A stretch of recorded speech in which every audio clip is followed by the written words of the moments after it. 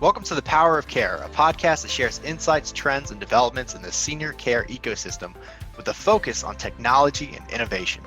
My name is Mark McGran, Director of Business Development at Vayyar, a company that specializes in advanced, contactless, and private wellness technology. Each episode, I will be discussing the rapidly changing elderly care market with experts from the sector, including community operators, technology providers, caregivers, and senior living real estate developers. I hope this podcast brings you valuable content and information on the sector. And now for our guest. Hi, everyone. Welcome back to the Power of Care podcast. Today, I'd like to welcome Lila Fehr, Director of Senior Services at Fairview Haven with us. Lila, thank you for joining me.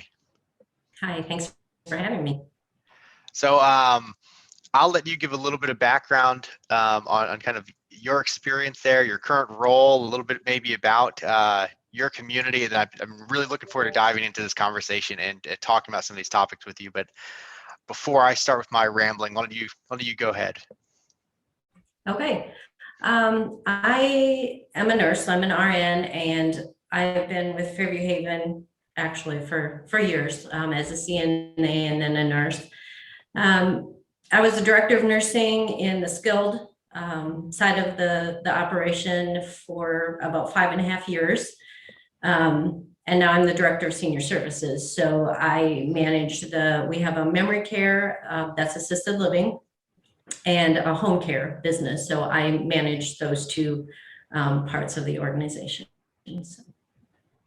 Okay, so you're handling both the kind of on-site care as well as off. Are you guys actually sending people to these homes, or? Yeah, we have a home care business, and I have an administrative assistant. She does all of the day-to-day with the home care, and then I'm also the director actually at the memory. It's a 22-bed home, and so I'm the director of that as well. Gotcha. Wow. Okay. So this is perfect. I think you know what I kind of wanted to dive into a little bit with you here today. It was just us talking a little about kind of the business side of the industry, from your point of view. When I hear, director of senior services, director of nursing, I always kind of split the two in my head as you have these, they always start with the two wolves inside of you, right? Kind of that are battling it out, where you have this business side of the community, where at the end of the day, you do need to make money, but at the same time, we're a care focused industry. It's about providing that care, making sure that people do have better lives, and providing that kind of that hospitality to it all. And how do you balance the two? It seems like you have a large spectrum that you're taking care of today. I mean, how does that kind of differ between those different areas? Okay. So first of all, I'm fortunate enough to work for a nonprofit. And so that helps a lot because the expectations are to not make money. That's kind of how we are. And I'm also fortunate because we have a community and a faith-based organization where, our expenses are supplemented a lot. And so the one thing and even with all of that, it's challenging. Like it's very challenging to, pay enough wages to give the quality of care, to get the supplies you need to, and to meet all of those needs. I cannot imagine, and I have my own personal feelings or thoughts on for-profit in elder care. It doesn't feel like it fits. It just doesn't. It doesn't feel like the two should actually, be a thing. And maybe it speaks to the broader culture of how we care for the elderly in the United States. So yeah, it's difficult. I mean, it's a challenge. Yeah, I imagine so, especially as you're trying to thread the needle of providing that additional care and taking it to a different level. But being a not-for-profit means that there are going to be limitations to that. And when it comes to the financial side, you're probably not having as much money flow in, but I guess you don't have the pressure of, well, we have to make money and have a return on everything that we put in place. If you're going down that road, then how are you making decisions about what you can bring in versus what you can't? So we're very vision oriented here, and our goal is to care for people to the best of our abilities. So one of our former administrators always said, make it good for the people. And that's really kind of keeping it very simple. I like So that. we do things in our organization very intentionally to separate the finances from the care, to make sure that our goal is care. For example, when we have a daily rate, and I'm talking about our skill care, well, actually all of them, we have a daily rate based on, your care needs. So we assess, do a daily rate. But in that daily rate is everything. Like we do not charge extra. If you have a wound and you need wound care, that's part of your care. If you have, incontinence and you need extra things, we have a storeroom in the back that's stocked with all the personal care items, the, toothbrushes, toothpaste, deodorant, all of those things. So, and our staff has no idea what it costs to take care of our residents. And so our message to our staff is to give them what they need, take care of them. And we worry about how do we pay for that. It's not a great business model. It's not like, so yeah, it's a challenge for our administrator to go back to the board of directors and say, okay. And, same with, building upgrades and all of those things. It's a challenge, but I think it's worth it because, again, going back to the culture of elder care, they deserve it. They deserve the honor and the respect of being cared for without worrying about how are we going to pay for this. Like they've given us everything. They are, we are who we are because of them. So it's time for us to give back to them. And by separating, having a business model that says, caregivers, you worry about the care. The nurses, you worry about the care that they need. We'll worry about how do we pay for it. I like that. I like the make it good for people. And I think it's a simple rule. When you're looking at this person, you shouldn't be looking at, a financial opportunity. You should be looking at somebody that you say, how do I make this person's life better? And how can we expand that care? And I would disagree with one point. I actually think that is a good business model. I know you go to a lot of businesses and you find out, usually their biggest hang up is that they're so focused on, saving a dime, they lose a dollar. They forget at the end of the day, the customer side of it. They forget the person that they're looking after, and then they're not building value for what they're providing. So I think that's actually a great model. I like the idea too of not burdening your staff with a thought process of, if I take an extra paper towel, I need to be thinking twice, about the hay penny I just spent. That's not their burden. I like that you guys from administrative side kind of take that on and say, look, we'll make it work. Take care of the people, make sure they're going after it. I'm sure that helps your staff too. I'm sure from a staff side, that probably helps with turnover and different things because they're not, again, being burdened with this idea of I also have to be, a caring accountant. Yeah. Well, and I think too, by doing it this way, they have what they need all the time. We hear horror stories of, I used to work at a facility and they didn't have the washcloths and the soap and the things we need just to take care of them. And so it alleviates all that. It just, and I think what's the point of being in this type of business if you can't do that, if you can't just look at them as people and care for them as people? I don't understand. I mean, I guess you could do it, as an investment to make money, but that's not our vision. It's not our goal. I think that's fantastic. And it's a great approach that you guys have. But now, when you do go to the board and you're going to have conversations with them, or you're going to go to whoever that higher up may be that's going to be the decision maker about it. If you had advice for, someone that's coming into your position, if you're going to pass the baton or talk to somebody else from another facility and say, look, you are going to have that conversation at some point, it's going to come up, is there any advice that you would give them for when they're talking to those people, that when they're going to have that conversation?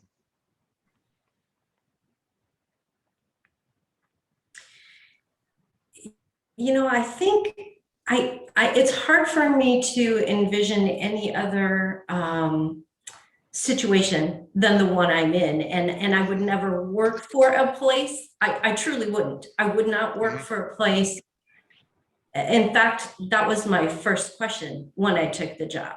Okay, are we more worried about resident care, or are we more worried about the budget? Which one? Because it can't, in this industry, you cannot, I'm either going to buy in that this is a for-profit and that's going to be my goal, or I'm going to buy in on resident care. The way the industry is set up business-wise, if you think about this, is you're trying to give 24-hour care oversight to people that may or may not be ill, and the only income that you're getting, far and above, it's going to be private pay. States give way less assistance than they need for Medicaid. Medicare only pays post-hospitalization for a very short period of time. So we're talking the bulk of our income has to be people paying for their own stay. And we're talking thousands and thousands of dollars a month. So, and they have no income coming in. So pretty much they're spending out their lives, savings.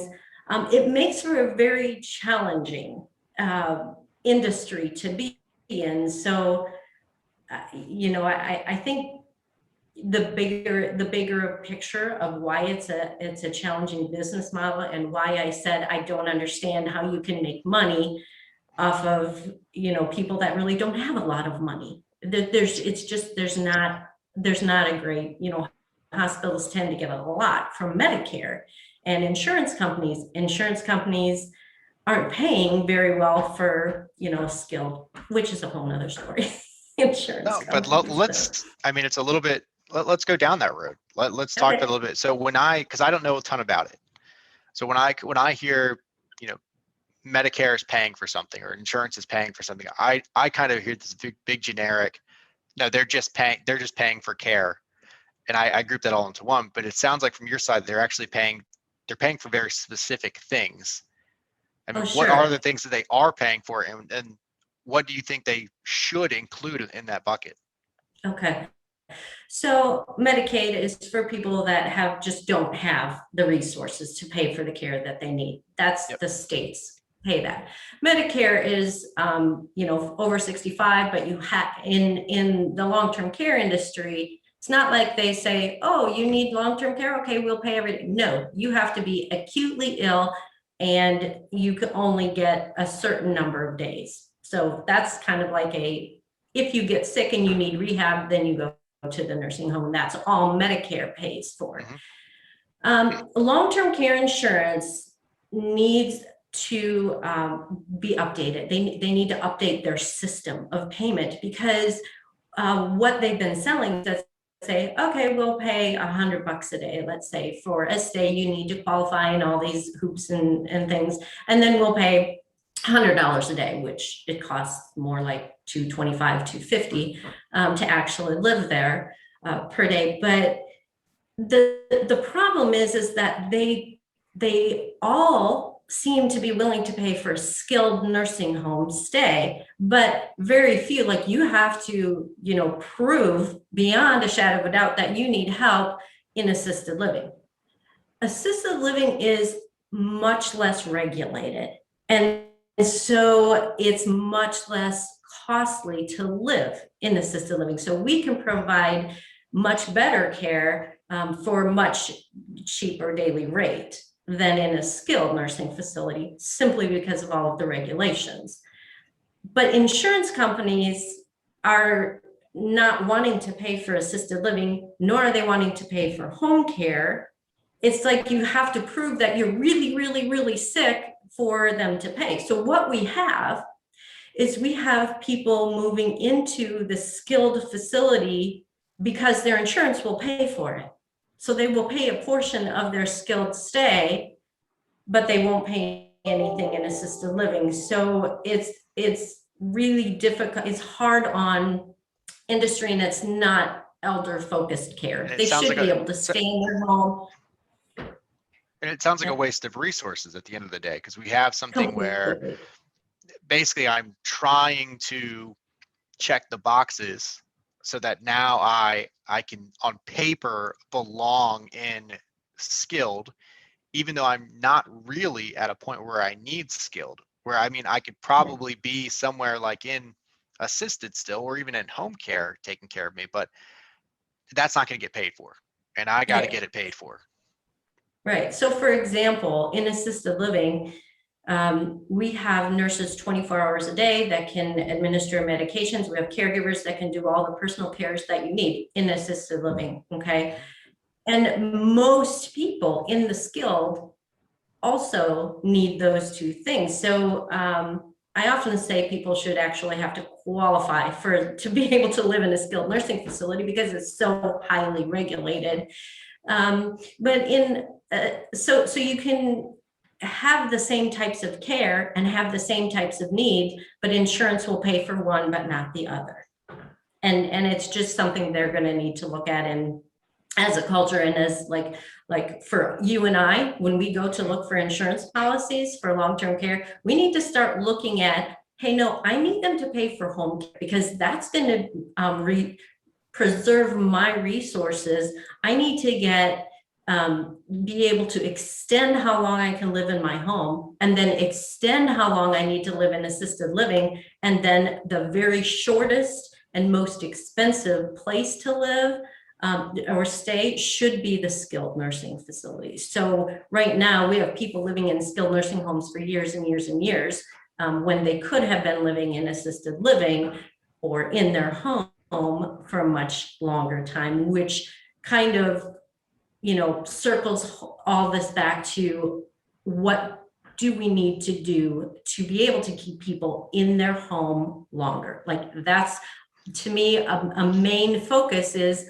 okay, we have to back this whole train up and keep people in their home and use now technology to be able to do that and reduce the amount of hands-on human care, although you need that human interaction. I understand that part too, but to the best of our ability.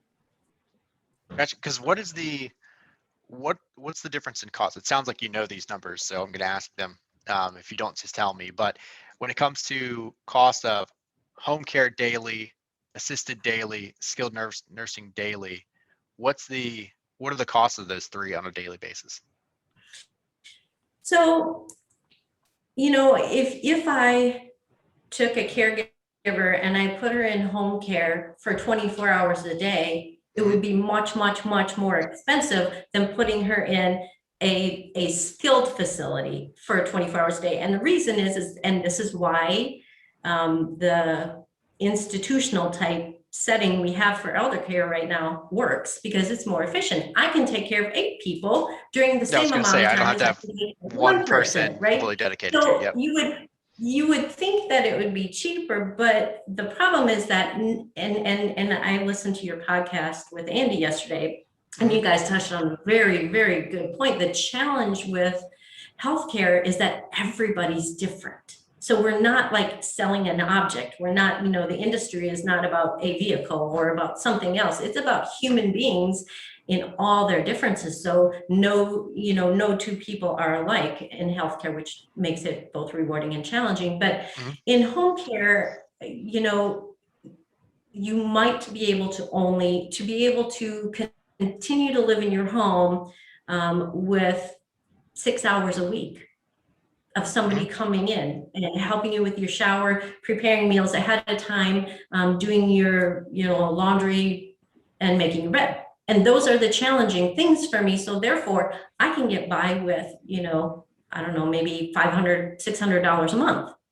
But if I have to move into assisted living because those are the things I need help with, now I'm talking about, anywhere between $2,500 and $4,000 a month, and those are the total ballpark. I'm sorry, but they're, you're getting the No, picture. there's such a difference in care. Got you. Yeah, there is. But now let's say that I don't have an assisted living bed. I don't have a place to be, and I don't have home care. So let's say those options don't exist, or, I don't know about them.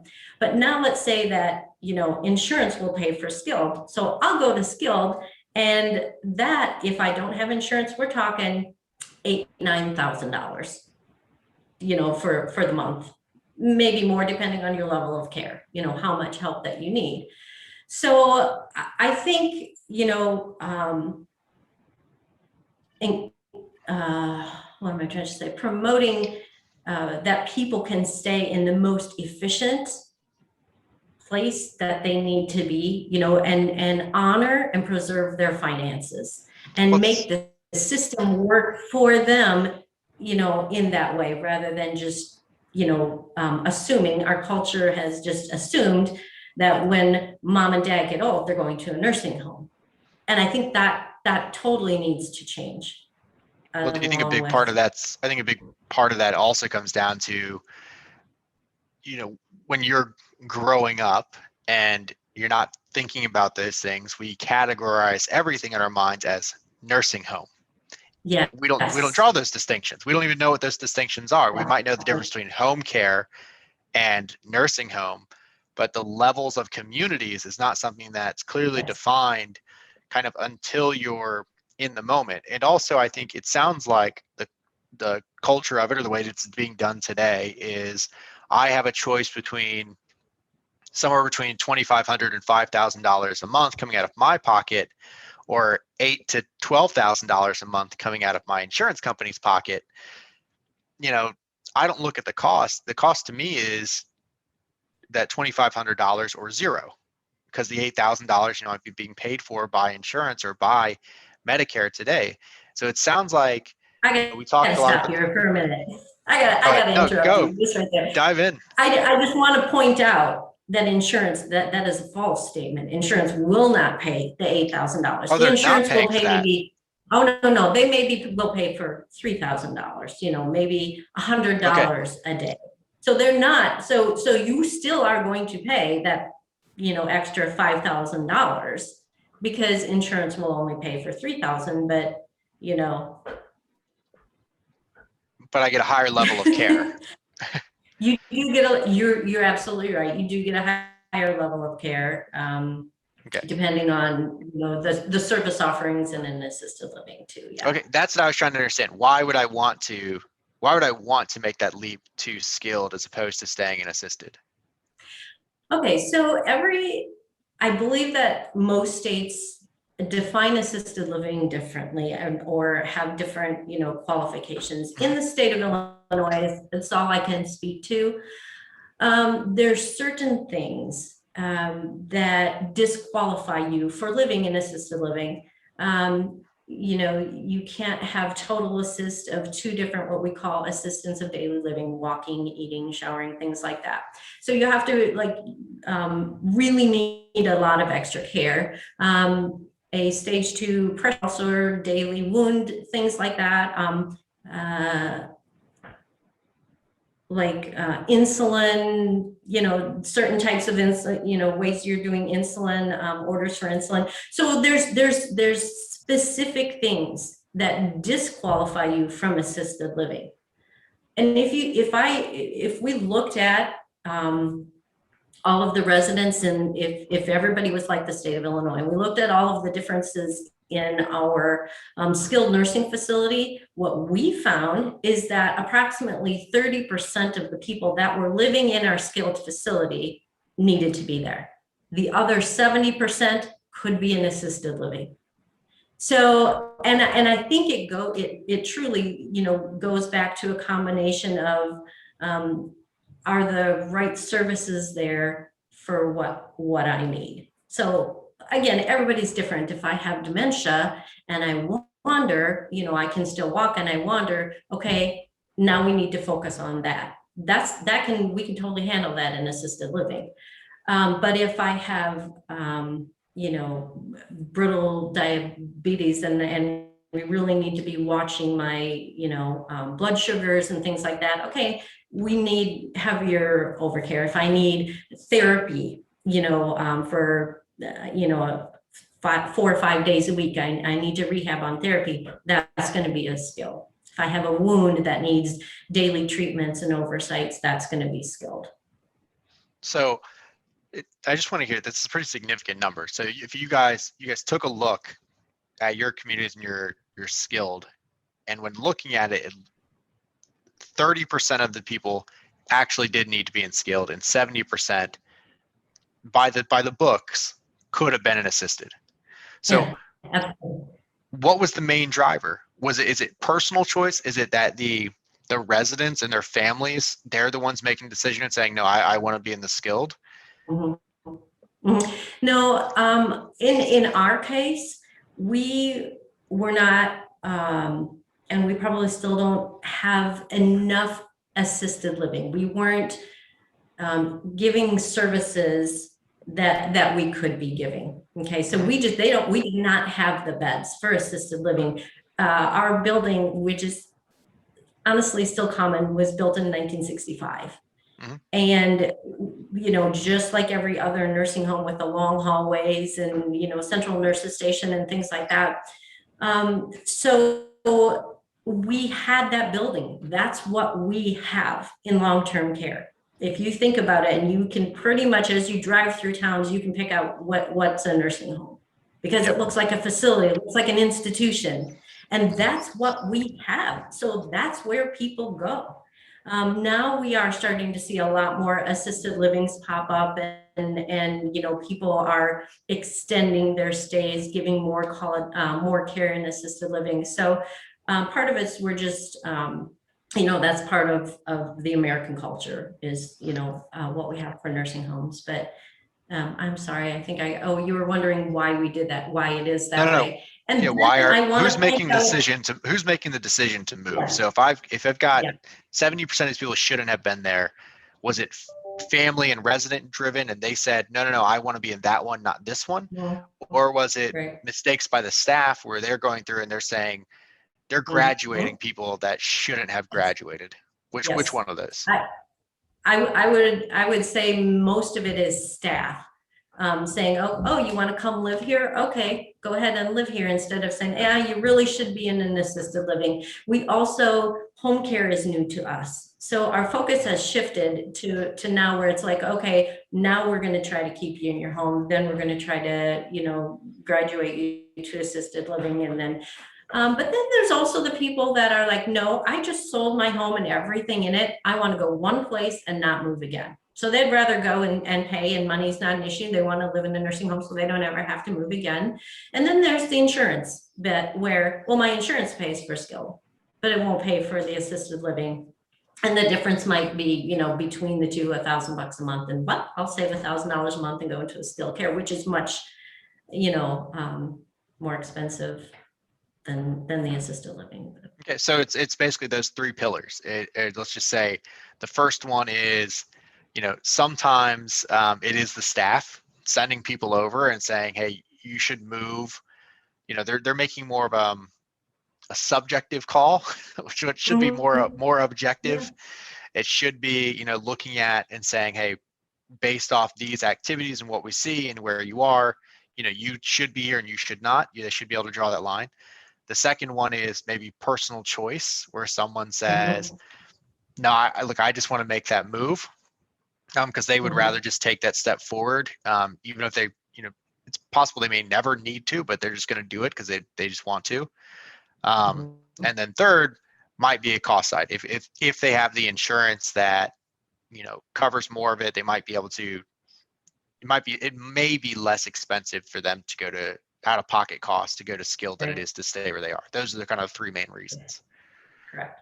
Okay, so when we're looking at those, okay, and that's, I mean, those are some heavy challenges. I think some of those things could probably be addressed. I'm sure every community out there is looking around and trying to say, what can we do about this? Because if you're looking at your staff, you probably want to dive in a little bit further. But I find it really challenging when I'm talking to staff and things like that, or I can imagine it being challenging to try to put things in there that are going to be objective decisions. Yeah. Because when you are working with a person on an individual basis, it's not as black and white. You know, that would say the difference between a medical student and a doctor. You know, the medical student's looking for the black and white of this is how you fix what you're looking at, whereas, you know, a graduated doctor looks at something and understands the gray. Sure. And then you have, not only do you have the elderly, the senior, you have the family. And so the family perspective, they're worrying about one thing and the seniors working, worrying about another. And so, you also have conflicting, priorities, I guess you could say. Additional opinion. It's that outside opinion. Again, it's more subjectivity coming into play, which is, going to be affected by everything from, what I read online to what happened on, totally. that TV show I watched to, what are my emotions when I look at it? And it could be the modernization effect too, where if I'm looking at, let's say the assisted is the older structure and the skilled is newer, everybody wants to live in the shiny new house. So right, exactly. Those are definitely, those factors are all going to kind of play in there. But across the board, coming back to the insurance side, I'm sure they're looking at the situation, and insurance it's the cold-blooded business of looking at it and saying, all numbers based. But it sounds like, based on what you're saying, even if you were that cold-hearted person and looking back on it, it actually wouldn't make sense to do what you're saying though, and get better analysis of what's going on. If we could sit there and say, no, look, objectively, looking at the activities and what's going on in these people's lives and their health, this person would be better taken care of in home care. This person would be better. And if we could do that shuffling of the deck, we'd actually have, better cost spread, across. Right, exactly. So rather than saying, I will pay $100 a day if you qualify for, such and such, so now it's $3,000 a month. Why not say, I'll pay $1,000 a month of your home care? So you need somebody to come in and help you with cleaning and, make your bed and do your, I'll give you a thought. They just saved themselves $2,000. No, people are heading into the skilled because they can get $100 a day. So now, no matter what, the insurance company is paying $3,000 a month when they could have gotten away with paying probably less than $1,000 a month, probably $500 a month, or $800, especially if and I truly am looking at going back to Vayyar TLS. I truly am looking at, okay, so let's say that my loved one has dementia. That's going to be one of the first things that sends those people out of their home because it's so unpredictable, right? So if you have technology that can help you feel secure that your loved one is going to be safe at home, it's a game changer, honestly. They can extend that stay for, quite a period of time. The other thing is just like medications and health conditions, those will send you out of your home as well, generally functional things. So technology to know and understand, what's happening with them when they're in their home, and for us as a home care service provider, making sure that people can get to therapy, go, take them uptown to therapy, make sure they're getting their exercise and they're, staying healthy and things like that. So Yeah, I just feel like we should be able to do it if we all can put our heads together. We should be able to give really great quality of life to our seniors for cheaper than what we're doing now. More dignity, more choice than what we're offering right now. Yeah, and you think you nailed it right at the beginning of this conversation when you were talking about there's a big difference of care from person to person. And I think trying to that's what produces a lot of subjectivity in decision making process, because you can't just apply a blanket statement to this is how we're going to take care of people, because that's not what works. But if we can start to gather more information for understanding from that side, um, we can get a better decision of here's how you spread out. Maybe implementation of technology is one piece of it, and then better services as well to make sure that we're taking care of these people, because we know at the end of the day everybody wants to stay in their home. It's common statistic that's thrown around constantly, all over the senior industry. Mhm. It's all of our easy ones that we go to. Even when I was working with PERS buttons in the past, those are emergency response buttons people can use at home. From that to Vayyar and anything else, but like you said, it's figuring all of that out and figuring out how do we split this up, because I think we have to admit that is a challenge. I don't completely blame the insurance industry, because when they are looking at it, getting that information, that understanding of what's going on is not easy. Right, I agree, completely agree. We hold all of this information about senior care within our organizations. One of the most confusing things for people is admission. Like, if you haven't had a mother or father in a nursing home and you haven't gone through that admission process, it is so totally overwhelming. It's like, who are all these people? What are they doing? And what does it mean to me? And, when they have to go through that process, and it unfortunately is necessary because of regulations and it's healthcare, it's very depressing. And, I think it just really changes the way you look, because you all of a sudden realize that I have lost complete control of choice. And as much as our industry is heading toward, resident focused care, person first, person focused care, the structure it's broken. It's just broken. And these people are moving into like institutionalized facilities, and they have a 20 by 10 square foot space where that's where everything should be. It's just dehumanizing. So you're right, we need to look at different. Well, I think that's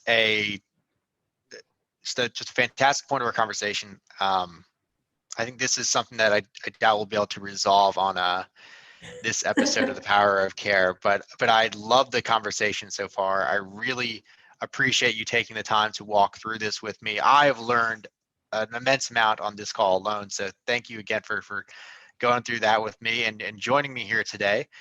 I really appreciate your time. Thank you, Lila. No problem. Yep. Thank you.